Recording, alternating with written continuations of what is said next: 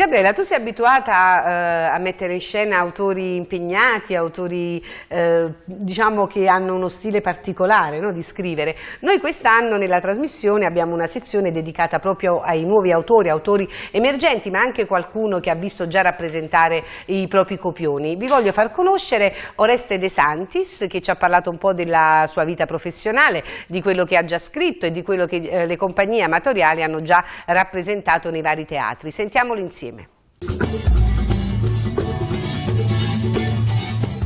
Amici di Proscenio, rieccoci con un nuovo appuntamento della nostra rubrica nuova di zecca dedicata agli autori teatrali. Oggi sono in compagnia con un autore super partes, un po' il padrino di questa rubrica. Sto parlando di Oreste De Santis. Buonasera Oreste, innanzitutto grazie per aver accettato il nostro invito.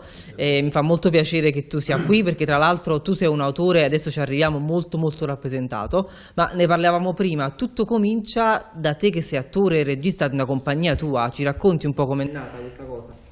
Beh, in effetti tutto comincia dalla mia passione musicale, perché io sono nato prima come autore musicale, sono iscritto alla SIAE dall'81, quindi quando avevo 19 anni. E la mia intenzione era quella di voler fare musica, produrre musica e vivere con la musica, ma purtroppo i sogni molto spesso non diventano realtà e quindi chiaramente il teatro mi ha sempre appassionato. E quindi nel 95 poi mi sono dato, cominciando quasi per gioco, perché così succede spesso, tra amici facciamo qualcosa per divertirci, e scrissi un giallo comico musicale dal titolo Tutto è possibile ma, che ebbe un certo successo, mi mise pure un premio in una rassegna di commedie inedite e quindi da lì ho capito che potevo scrivere. Tra l'altro la musica è presente soprattutto in alcuni tuoi copioni per bambini, e questo infatti volevo chiederti, come scrivere per i bambini?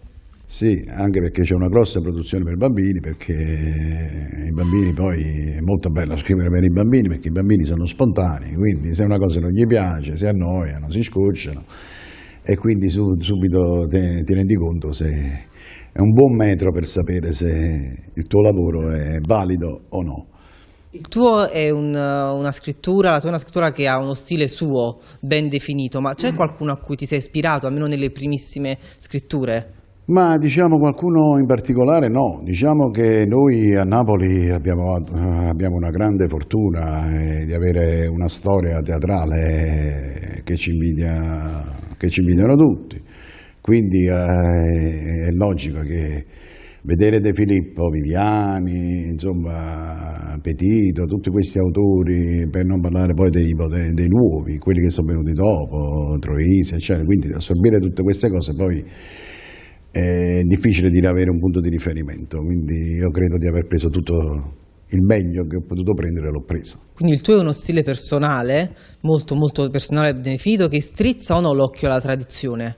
Per certe commedie sì, io amo cambiare situazioni, anche non mi piace scrivere sempre le stesse cose, mi rifaccio sempre bene o male a degli eventi, dei fatti moderni.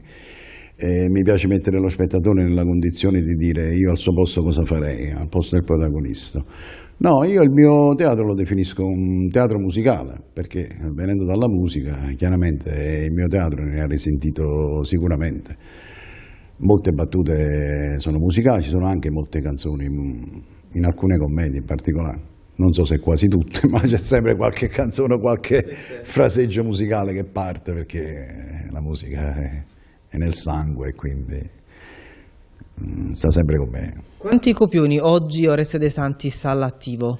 Ma io in realtà come copioni per adulti non è che ne ho scritti moltissimi, perché se non ho un'idea non scrivo, non è che nessuno mi obbliga, non vivo di questo purtroppo, anche se mi piacerebbe, ma quindi quando ho del tempo devo avere un'idea. Se ho un'idea che mi piace, che la notte mi fa svegliare o che non mi fa dormire, allora sono capace anche di realizzare una commedia in 3 o 4 mesi, voglio dire, lavorandoci sopra.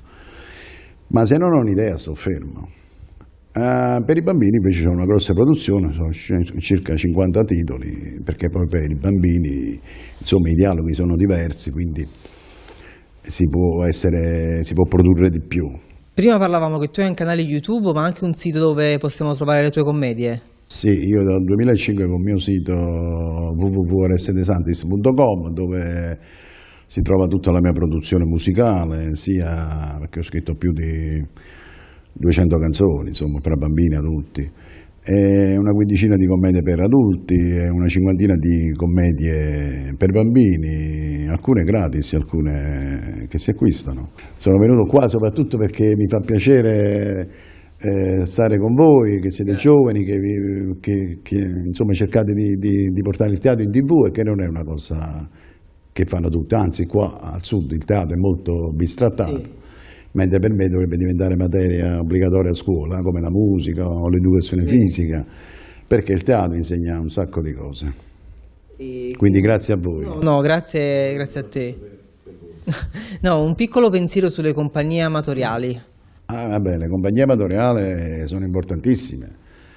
Cioè, io ringrazio innanzitutto tutte le compagnie che portano in scena le mie commedie, ma a prescindere dalle mie commedie, tutte le compagnie che fanno teatro, fanno un sacco di sacrifici, insomma, persone che tolgono tempo alla famiglia, al lavoro, ai loro hobby, per fare una cosa e portarla in provincia, un teatro che se no non si vedrebbe. Un'opera di De Filippo difficilmente i professionisti vengono in realtà provinciale, quindi se non ci fossero le compagnie amatoriali il teatro non si vedrebbe in questi posti. Lunga vita allora al teatro amatoriale. Lunghissima vita al teatro amatoriale, che è molto importante. Grazie Oreste per essere stato con noi. Grazie a voi, spero di avervi aiutato in questa trasmissione che abbia un grande successo. Grazie, a presto e ci vediamo giovedì prossimo con un altro ospite.